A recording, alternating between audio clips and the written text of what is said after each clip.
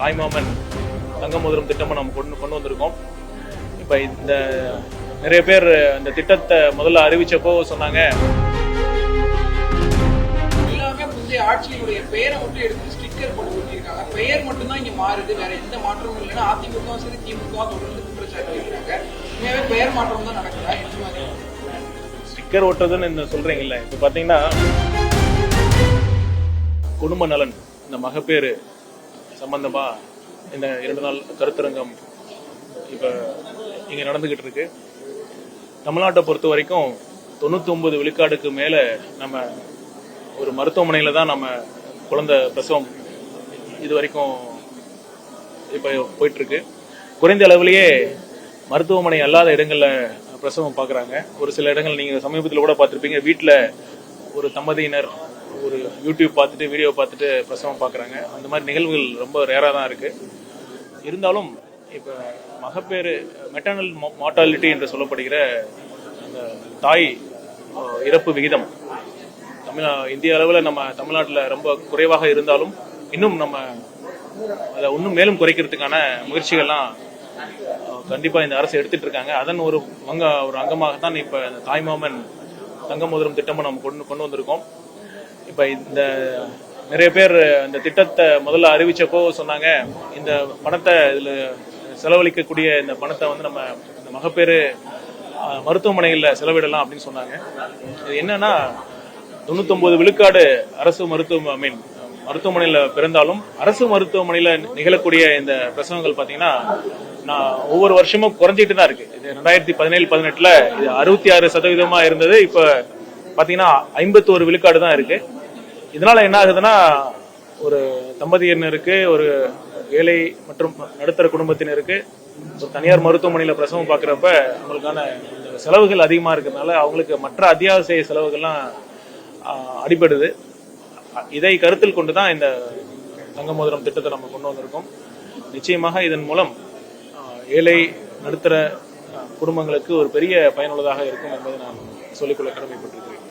இந்த கருத்தரங்கம் மிகப்பெரிய வெற்றி அடைய அரசாங்கம் சார்பில் பெரிய வாழ்த்துக்களை தெரிவிக்கிறேன்.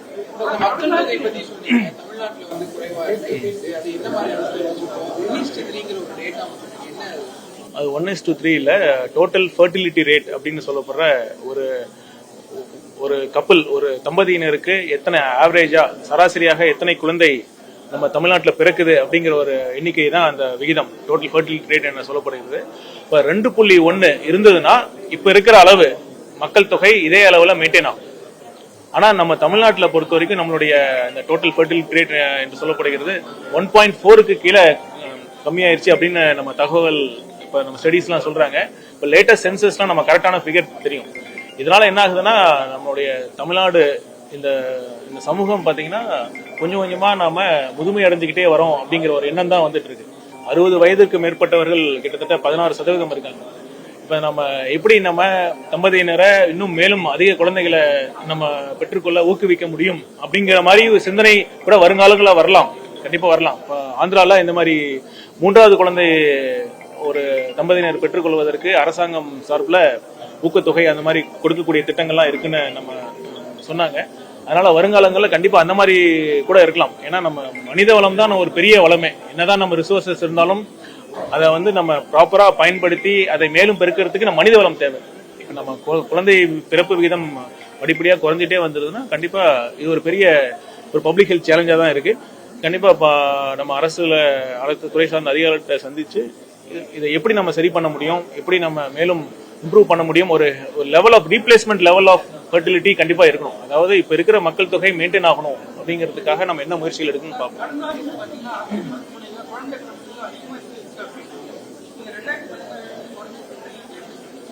இல்ல அரசு மருத்துவமனையில நான் சொல்றது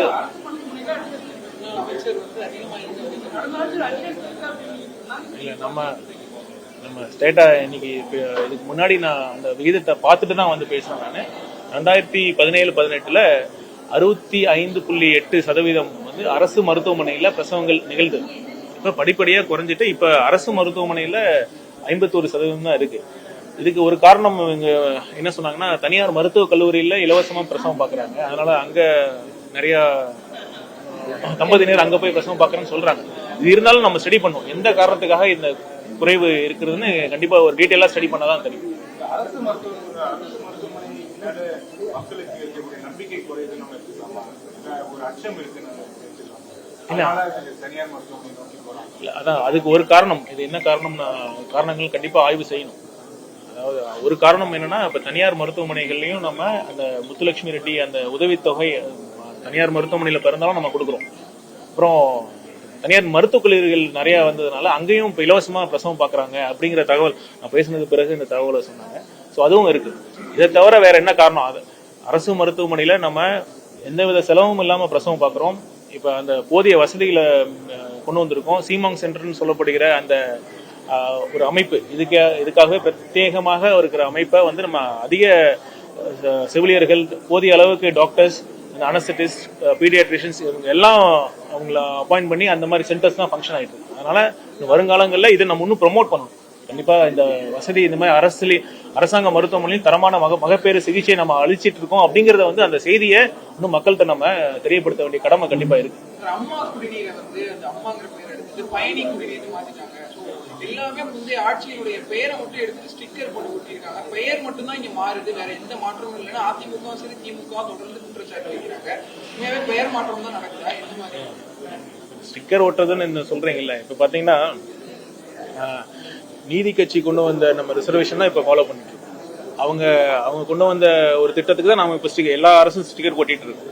இப்ப காமராஜர் அவர்கள் கொண்டு வந்த மதிய உணவு திட்டத்தில் தான் நம்ம மற்ற சக்சஸிவா வர கவர்மெண்ட்டும் நம்ம ஸ்டிக்கர் ஒட்டி பண்ணிட்டு இருக்கோம். ஸோ அதனால ஒரு கவர்மெண்ட் பாத்தீங்கன்னா ஒரு பாலிசி கண்டினியூட்டி தேவை. கண்டிப்பா ஒரு கொள்கை சார்ந்த ஒரு நல்ல திட்டங்கள் இருந்தா நம்ம அவங்க போன்ற சென்ற ஆட்சியில கொண்டு வந்த ஒரே காரணத்துக்காக ஒரு நல்ல திட்டமா இருந்தா நம்ம ஸ்டாப் பண்ண வேண்டிய அவசியம் கண்டிப்பா இல்லை. அதே சமயம் இப்ப என்ன பேருங்கிறத விட எந்த அளவுக்கு இந்த திட்டங்கள் முழுமையா மக்களுக்கு சென்றடைங்கிறது தான் முக்கியம். பாத்தீங்கன்னா என்ன நலத்திட்டமா இருந்தாலும் சரி, ரேஷன் கடையில நம்ம அரிசி உணவு தானியங்கள்லாம் கொடுக்குறோம்.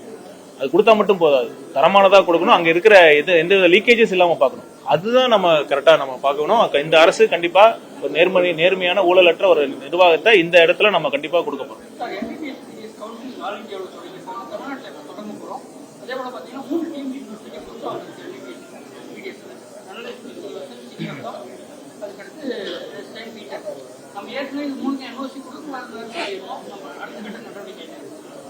முதல்ல இந்த கவுன்சிலிங் பாத்தீங்கன்னா நாளை இந்த மெரிட் லிஸ்ட் வெளியிட போறோம்.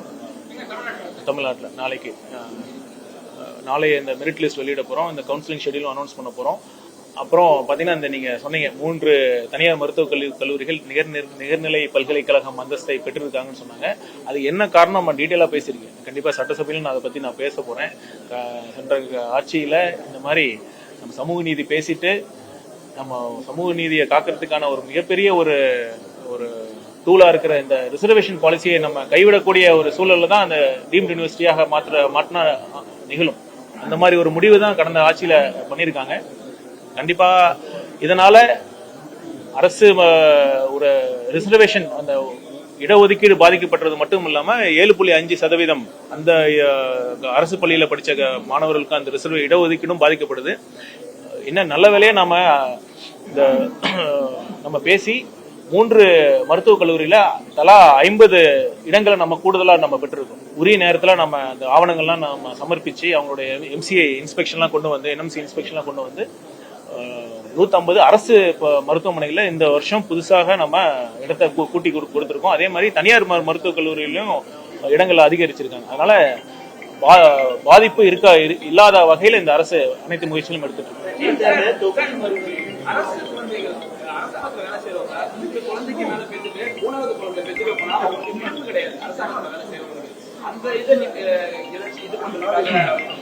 இது கண்டிப்பா ஒரு நீண்ட கால ஒரு திட்டமிடல் இது கண்டிப்பா தேவை.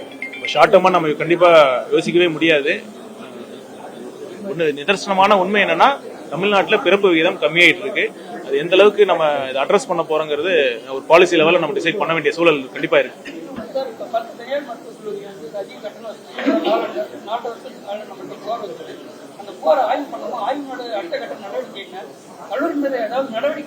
கண்டிப்பாக எடுக்கப்படும். இந்த புகார்கள் தனியார் மருத்துவக் கல்லூரிகள் அவங்க 4.5 வருஷத்துக்கு மேல அந்த ஃபீஸ் கட்டணம் வசூலிக்கிறாங்கிற புகார் நிறைய வந்துட்டு தான் இருந்தது. பிரிலிமினரியா ஒரு என்கொயரி பண்ணோம், அந்த என்கொயரி சப்மிட் பண்ணிட்டாங்க. ஆனா என்னன்னா ப்ராப்பரா அந்த எவிடன்ஸ் எல்லாம் கலெக்ட் பண்ணாம ஒரு ஸ்கெட்சியா இருந்து அதை வச்சு ப்ரொசீட் பண்ண முடியாத அளவுக்கு இருந்தது. அதனால திருப்பவும் இன்னொரு கமிட்டி அப்பாயிண்ட் பண்ணிருக்கோம். அந்த கமிட்டி இந்த ரிப்போர்ட் கொடுத்ததுக்கு அப்புறம் கண்டிப்பாக அந்த எந்தெந்த கல்லூரிகள் இந்த மாதிரி அதிக கட்டணம் அதிக குறிப்பிட்ட காலத்திற்கு மேல கட்டணம் வசூலிச்சிருந்தாங்கன்னா அவங்க மேல கண்டிப்பாக நடவடிக்கை எடுக்கப்படும். அதுல எந்தவித சமரசமும் கிடையாது.